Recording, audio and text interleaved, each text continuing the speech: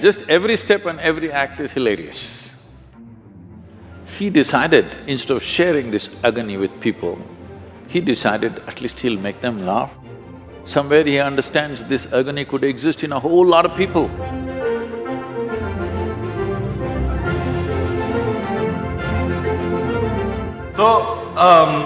So you know, there's light, darkness, black, white, yes, no. Life, death. I always find the universe to be in some kind of dichotomy, you know. And in what sense are you calling it as a dichotomy? Like, like when I have these thoughts, I'm like, there's always two things at play, you know, in every aspect of life, big, small, there's always an opposite. Can you elaborate on that? The very way you're characterizing yourself and the question that you're asking itself is a dichotomy. People always thought Charlie Chaplin was very funny. But if you listen to his private talks and things like that, there was a deep sense of agony in him. He was especially sensitive to the agonies of life. Yes. What an artist. But when you see him on the screen, he just made it just so ridiculously funny, hilarious all the time. Everything, every step, every act, not just some act, just every step and every act is hilarious.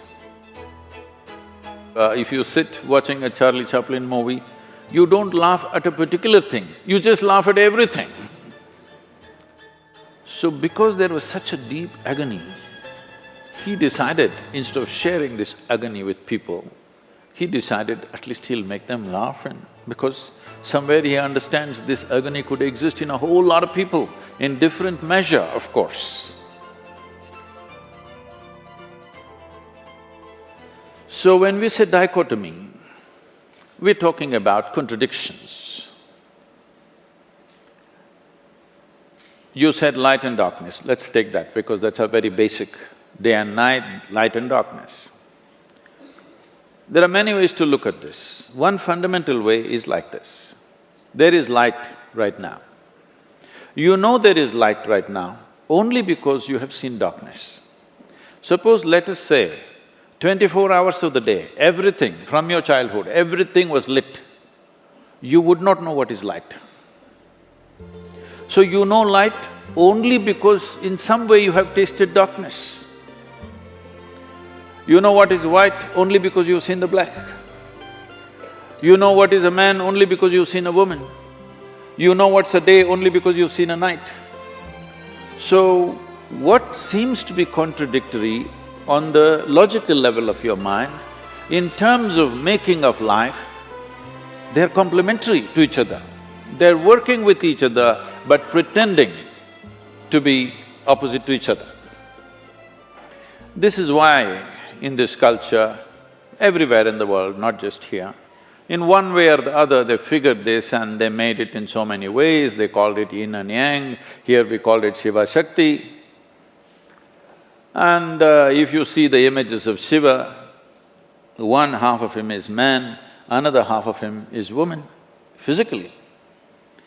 Because what is being depicted here is, this is the nature of physical existence. As long as your experience of life is limited to physical, when I say physical, right now everything that you can see has to be physical, isn't it so?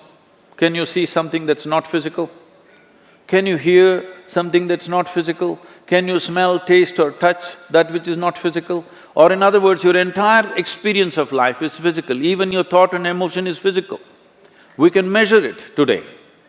We can measure your thought and emotion, that means it's physical. So your whole experience of life is limited to the physical dimension of the existence. And the very nature of physicality can only happen with this. Even if you take the basic electric charges, there is a positive and a negative, without that it will not work. If you take an atom, there are positives and negatives. So the very construction of physical nature is between two opposites or two complementary dimensions of life. So when you live here, if you live here with the necessary perception, in a very brief amount of time, one can realize this contradiction or this complementary nature of these two things can go on playing endlessly upon you without taking you anywhere. When you realize that the physical will not get you anywhere, that is when you turn spiritual. It does not mean you rejected the physical.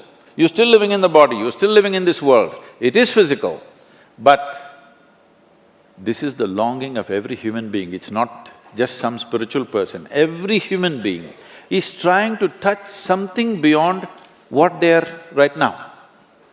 If you know money, you're just thinking more money. If you know power, you're thinking more power. If you know pleasure, you're thinking more pleasure. If you know love, more love. If you know knowledge, more knowledge. Whatever it is, you're always trying to touch something more.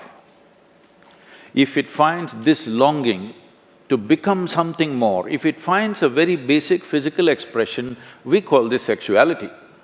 All you're trying to do is be something more than what you are. Something that's not you, you're trying to make it a part of yourself. If it finds an emotional expression, we call this love. Once again, emotionally you're trying to make something that is not you as a part of yourself.